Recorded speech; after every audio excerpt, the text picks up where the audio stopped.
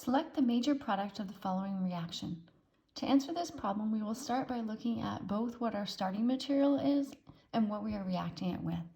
Our starting material is an alkene. We know that the pi bond of an alkene can act as a nucleophile.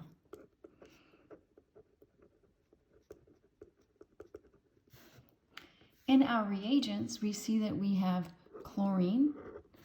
A molecular chlorine can act as an electrophile.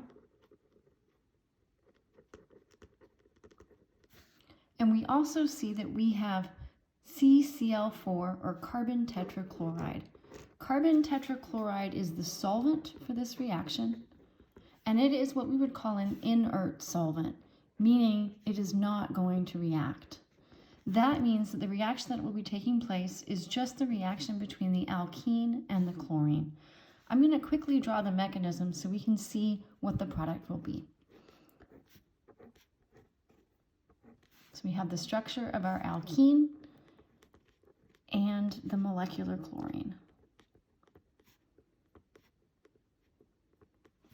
The alkene is the nucleophile in this reaction, so it will attack the electrophile, which is the chlorine.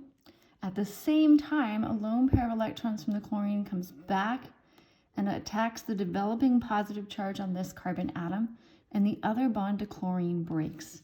This gives us the key intermediate for the reaction, which is a cyclic chlorinium ion.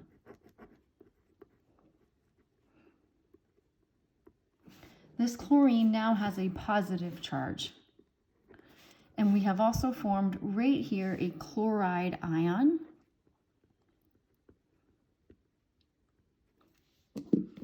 And the chloride ion can attack either this carbon atom here or this carbon atom here. Both of these carbons are partially positive because we've got an electronegative chlorine atom here. And not only is an electronegative atom, it has a positive charge. So it's really pulling the electrons away from both of these carbon atoms. Since this chlorinium ion is symmetrical, it doesn't matter which one we show the nucleophilic attack to. So we'll show it attacking here, which is going to break this bond. So we will end up with two chlorine atoms bound to our cyclohexane.